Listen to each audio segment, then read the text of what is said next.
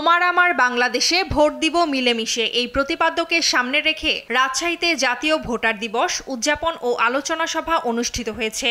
সকালে র্যালির মাধ্যমে অনুষ্ঠানের উদ্বোধনের পর বিভাগীয় কমিশনারের সম্মেলন কক্ষে আলোচনা সভা অনুষ্ঠিত হয়। একই স্লোগান নিয়ে বাগেরহাটেও জাতীয় ভোটার দিবস পালিত হয়েছে। সকালে জেলা প্রশাসনের কার্যালয়ের সামনে বেলুন উড়িয়ে কর্মসূচির উদ্বোধন করেন জেলা প্রশাসক। পরে সম্মেলন কক্ষে আলোচনা সভায় বয়স 18 হলেই ভোটার হতে সঠিক তথ্য দিয়ে সহায়তা করার আহ্বান জানান বক্তারা। প্রত্যেক বছর আমরা জানি যে জনসংখ্যা বাড়ছে, ভোটার লিস্ট বাড়ছে। টাঙ্গাইলে ভোটার দিবস উপলক্ষে সকালে সিনিয়র জেলা নির্বাচন অফিসের উদ্যোগে জেলা প্রশাসকের কার্যালয় থেকে শোভাযাত্রা বের হয়। পরে শোভাযাত্রাটি বিভিন্ন সড়ক প্রদক্ষিণ করে জেলা নির্বাচন অফিসে আলোচনা সভায় মিলিত হয়।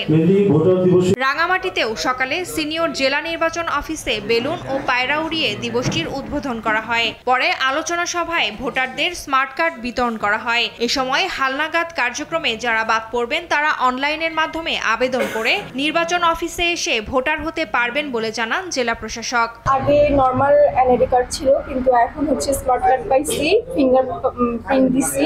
সেক্ষেত্রে এখন ভোটার দিবস উপলক্ষে স্মার্ট কার্ডটি অনেক ভালো লাগে। নতুন স্মার্ট কার্ড পাইছি, এমনি ভালো লাগতেছে, খুশি লাগতেছে। এদিকে চাঁপাইনবাবগঞ্জে সকালে জেলা প্রশাসন ও জেলা নির্বাচন অফিসের উদ্যোগে কালেক্টরেট ভবনের সামনে থেকে একটি র্যালি বের করা হয়।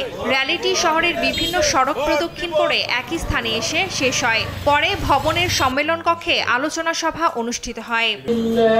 টুম্পা আফরোজ, নিউজ ডেস্ক, দেশ টিভি।